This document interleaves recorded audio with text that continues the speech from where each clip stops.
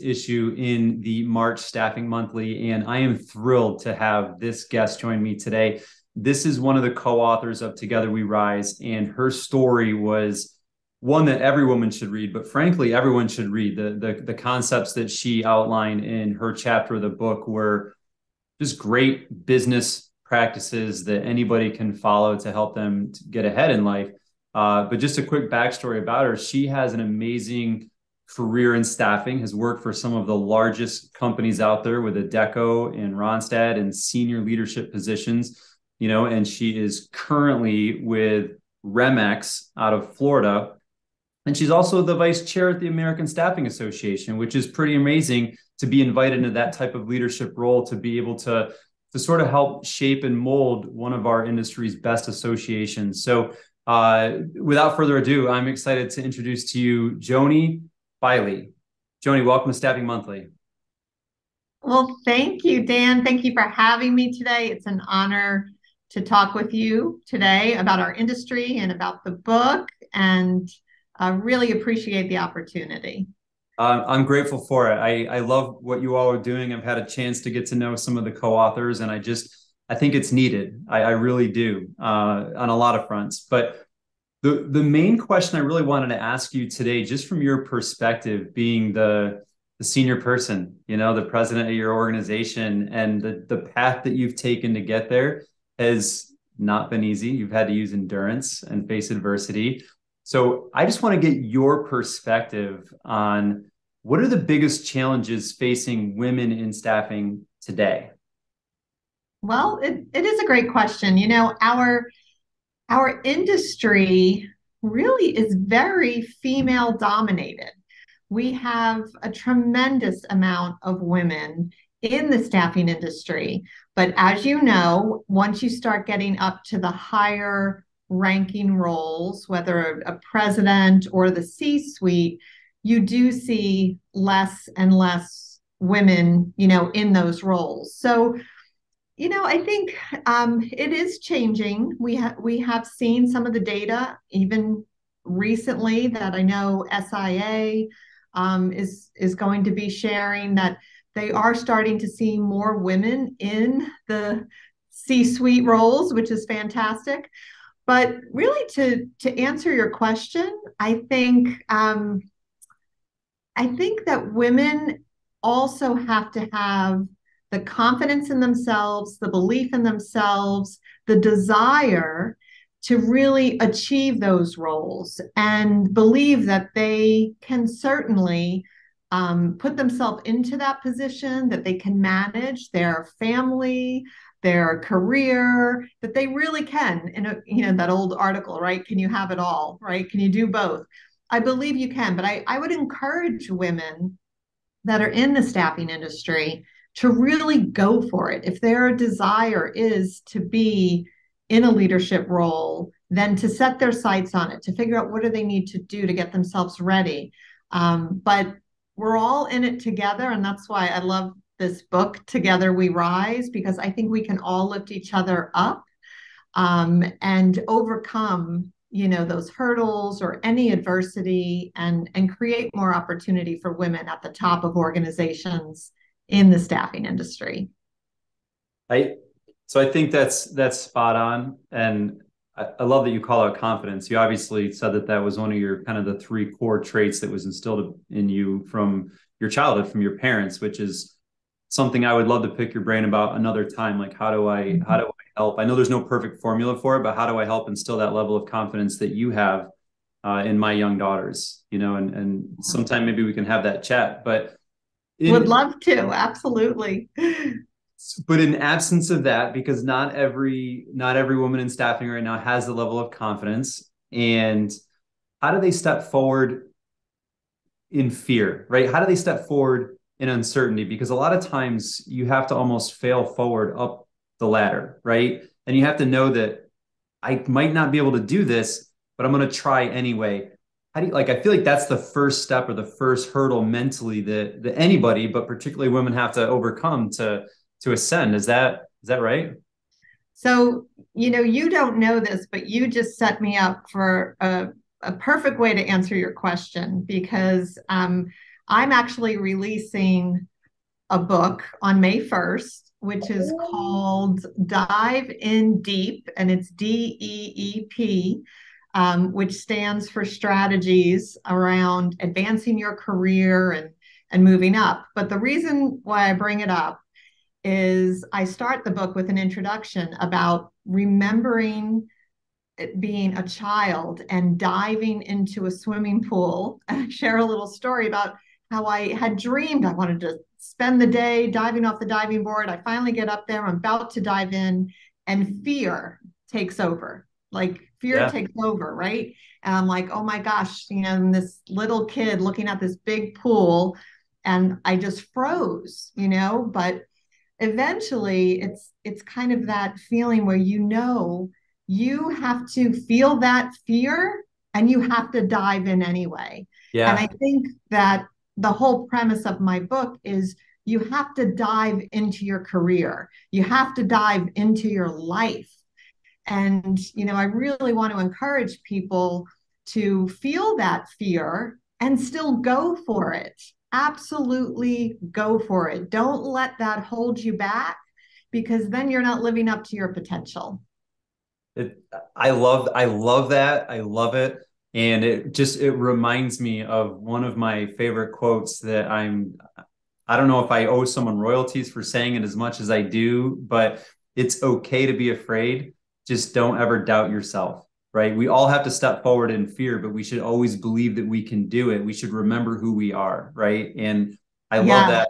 Oh, I that's love amazing. that quote too. I don't know if I've heard that quote exactly, but I do love that because I'm a big believer in, it's kind of like they talk about, that fright or flight, and I think it's a little bit of both. It's Yeah, like you need to embrace both. You need to embrace the fear in order to take off and fly, and that's okay. It's okay to be a little scared. People ask me all the time, don't you get nervous when you're on television or you're speaking live? And I'm like, of course, you yeah. still get butterfly, but that's okay to feel that fear, but you still got to go for it. And I encourage people to do that.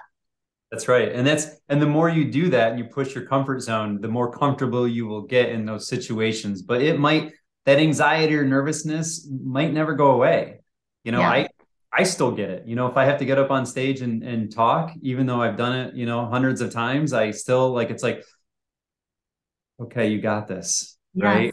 Yes. And I almost think so, you know what, Joni, I almost think that most people that struggle with the anxiety just assume that the people on stage don't have it, right? They just Mm, assume that they're completely comfortable and they're not nervous or anxious. And because they assume that they're not nervous or anxious and they are, it makes them think that they can't do that. But the reality is like the people on the stage are generally some level of anxious or some level of nervous too. And absolutely. Absolutely. Yeah. so I'm a goal setter. I love I cannot overstate how much I appreciated your approach to goal setting about being very specific. Like you have to you have to visualize the goal and outline the plan. I've always looked at like a plan as something that's going to get you from where you are to where you want to be. And then where you want to be is the goal, right? So like I loved your goal setting, practice that you followed, that you've mentored people on over the years. And I don't want to share the story because it's worth reading in the book that one of your colleagues years ago found it life changing. So Yeah. could you share a little bit about your approach to goal setting and how it applies to professionals in the workplace? Yeah, absolutely. I guess I always have been goal oriented, very driven and ambitious. But I did realize that, at an early age, you might set a goal for something that you want to achieve or obtain or accomplish. You need to have a plan, right? You need to really think it through.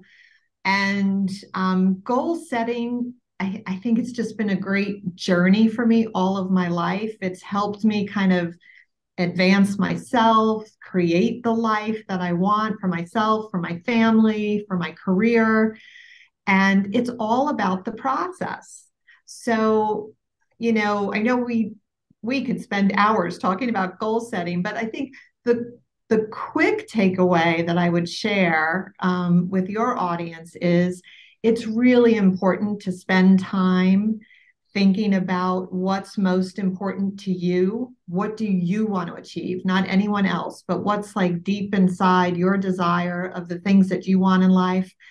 And I really try to take some time to do that every year around the end of the year, heading into a new year. I know a lot of people aren't big on New Year's resolutions. I don't really think of it as a New Year's resolution. I think about it as this is my time to think about this next period of time.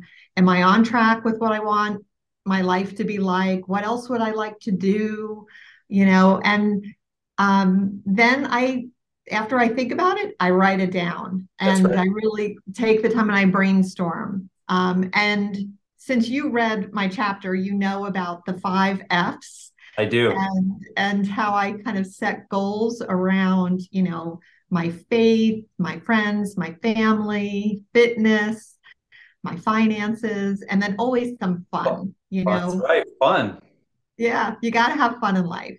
So I've been doing that for years. It works for me. I, write out my goals, and then I keep them somewhere that's visible. I usually make a couple copies too. I'll have a copy in my wallet, maybe one journal. I might post it up somewhere. But I've shared this with so many people. I do it with my kids. I mean, I probably drive my kids crazy. I have a son that's in college now, and my daughter's a senior in high school, and I'm handing them out little index cards, on January 1st. I'm like, all right, what's your goals this year? Let's write them down. But it does help them. It keeps it, visible and in front of them. And I'll never forget one day we were moving into a new home, and I had to do like a quick last, look at the house we were leaving, make sure we got everything out. And I went up to my son's bathroom just to make sure everything was out of there, and taped on his mirror were his goals for that year. And Oh, it gave me chills. And I took it off the mirror because it was things that he actually had accomplished, of getting good grades, getting into college, playing golf, which was something that was super important to him. And so it made me feel like, okay, I'm rubbing off a little bit on love him. that. Yeah. Love that. I think the reason that your goal setting and how it's overlapped with the 5 F's resonates with me so well is I'm a bit the same way. So I've never been big into the New Year's resolution thing because I just feel like January 1st is sort of an arbitrary day, So for me, I tend to do this more around my birthday, because that's my new year, right? But I'll basically sit down every year and I'll look and I've got my categories that are similar to your 5 F's, and I'll just say, hey, how did I do this year? Was I Mhm. did I hit my family goals? Was I the husband and father that I strive to be? What about my friends? Was I the friend that I would like to have? Did I do those things? And fitness is obviously in there as well, but professional goals, like did I do enough to move the needles in the direction I want them to go? And I'll do the same exact thing. And it's usually I get up usually super early on my birthday because I'm a morning person anyway. And I'll journal and look at those things and say, okay, what do I need to do next year to keep it going? And one, I try to build fun in everything I do just because I love having fun, But one of the unique things about mine that probably falls in your fun bucket is I've got the bucket list thing. Like, what are those things this year over the next 12 months that I just want to check off the bucket list? Where do I want to go? What do I want to experience? All of those kinds of things to make sure you're always moving through that process and getting the most out of life. So like that's why I really connected with what you wrote, and I wanted to have you on the show.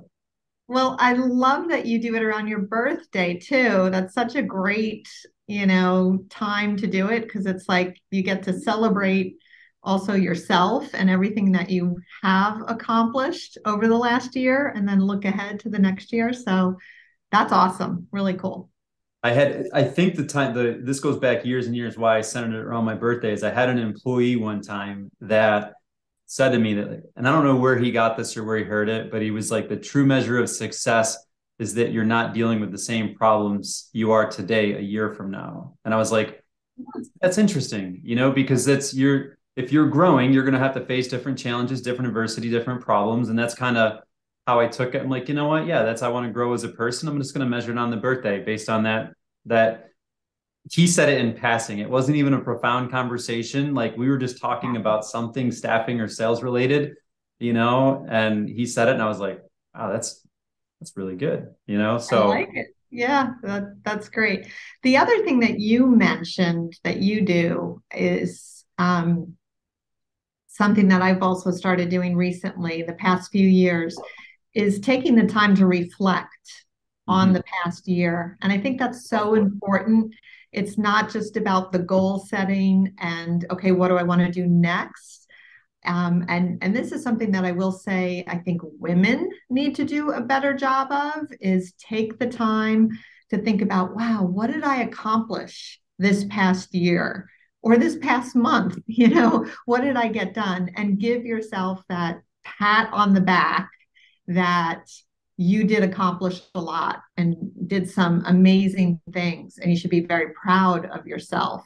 So that's other like another piece of advice that I really do try to share with others is that reflection time, and giving yourself the pat on the back is so important. I agree. I actually very specifically introduced sort of the look back or the reflection for a very specific reason. I found myself, I'm very driven, very goal oriented. And sometimes when I'm always looking at my goals and looking at where I want to go, I tend to start living a little bit in the future, right? And um, what would happen to me back then is I would compare the future self I wanted to be to where I wasn't currently. And then I would also compare myself to others that might be in those positions to where I was currently. And it created just an Mm. unfair reference point. And, you know, uh, it was Steve Kerr. I heard him talking about something one time on an interview, and he was like, comparison is the thief of joy. And I was like, oh, it's so Wow. true. Like we have this natural tendency to compare ourselves to others, right? And like, oh, this person, like, oh, here I am talking to the president of RemX. Oh my gosh, you've accomplished so much. It wouldn't be fair for me to compare myself to what you've accomplished, right? Because we've had different journeys and whatnot. So the reason I did the look back is I'm like, I just want to be comparing myself to where I've come from, right? I want to make sure that I'm taking steps forward, even if it's only one.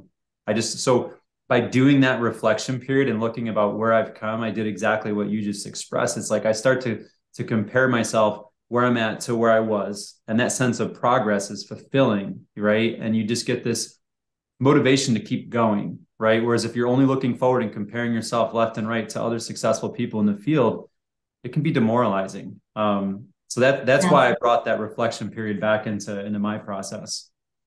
I love it. And what a great saying too, when you think about the comparison is the thief of joy. I'm going to remember that, because it's so true. We shouldn't be comparing ourselves to anyone else but ourselves and just do our best. I completely agree with that. One more question I want to ask just about the managing people. If you've got your, people in the workforce and you're working to mentor, female leaders as they work their way up, as far as they want to go in the organization, whatever their definition of success is, how do you encourage them to take the time, right? Because sometimes people don't fully appreciate how important literally taking time out to think and reflect actually is. Sometimes Mhm. in this industry where it's just go, go, go, go, go, go, go, serve, serve, serve, serve, Yeah. serve, serve, serve. Like you just get so wrapped up that as soon as you stand still for a second, you feel like you're not working, you feel like you're not contributing, you feel like you're not moving forward. And it's hard for people to break out of that pattern or that rut, and actually take intentional time to think and reflect. So how do you coach your people to actually do that and build that deliberate thought process into their day, their week, their month, or however that looks? Yeah, it's well, I will say different things work for different people. The biggest thing that I do is try to encourage everyone to take some time out for themselves every day, even if it's just a half an hour in the morning, an hour if you could do it, half an hour in the evening. you need that time kind of alone to think. I have always felt like I'm the most productive when I have that time in the morning. You mentioned you're an Yeah. early person. I'm better in the morning. It's like an on-off switch. At night, I'm going to bed early. Same. But but I love that time to just think. I also, as you know from reading the book, I talk about running. I love to run. That's a good time for me to think, to just be away, no one else. My phone isn't ringing. I don't take my phone with me when I run. Maybe I should, but I don't. Um, but I encourage everyone to really work it into your daily practice. And I encourage people that if even if you feel like I can't make time for it, get up a half an hour earlier, make the time, because taking that time to yourself is probably the best gift you can give yourself. And That's having that quiet time, that protected time. I refer to it as PTO, protected time out, where you need a time out from everything else. And it is exactly what you're saying. It's to recharge your batteries. It's to make sure you're focused on the right priorities. There's nothing more precious, than that gift of time. So I really try to encourage people, find what works for you, whether it's in the morning, the evening, if you need to take a walk, you need to get away from the kids, whatever it is, find that time and then protect it. And consider it kind of a time out. But I guarantee you, it will make you more productive, more effective, and keep you on track with what you want to accomplish. 100%. And that's probably a great spot to end right there for the audience to give them a solid takeaway. So, Joanie, thank you so much for just spending time with us and imparting your wisdom over your journey that you've learned. And if anyone wants to reach out to you and learn more about, what you've talked about, goal setting, or, how they might work something similar to the 5 F's into their life, or even maybe learn more about what you're doing at RemX, what's the best way for them to get in touch with you? Well, absolutely. They can reach out to me on LinkedIn. Obviously, find me as Joanie Bily. I'm also on Instagram at Joanie Bily. And I also have another handle at the Duchess. It's Duchess of Labor, because I'm always talking about labor stats. That's a whole nother story of how that name came up. We'll have to talk about that in a future time. But I would love that. feel free to reach out. And I also have a website, joaniebily.com, which I will launch my new book, which, like I mentioned before, comes out on May 1st. So you can subscribe to that, and I'll be sharing more information. The book will be available on Amazon, and the book's really geared towards career advice. It's not about staffing. It's not about really women. It's just more about the things we're talking about today. So thank you for having me, Dan. It's been a pleasure to talk with you, and thanks for representing the the lady leaders of Together We Rise. These women are just incredible, They're amazing. and I love all their stories. I've read the book multiple times because I enjoy it so much. They're pretty incredible ladies. It really is. It's a great book, and anyone out there should really get this. There's amazing advice in it. But if you're a woman looking to ascend and you want to learn how other people have done it, other women have done it and got to the highest levels of staffing, like this right here has so many different stories, different journeys. I'm sure anyone can find one to relate to. And Joanie, what I'm going to do once your book hits, I'm going to get a copy, I'm going to read it. And then I'd like to invite you back on and actually just discuss that book specifically and actually dig into some of the concepts Oh, that you share, as we can help other people in our industry learn how to grow and be successful. well, thank you. That I would be honored to do that, and I appreciate that as well.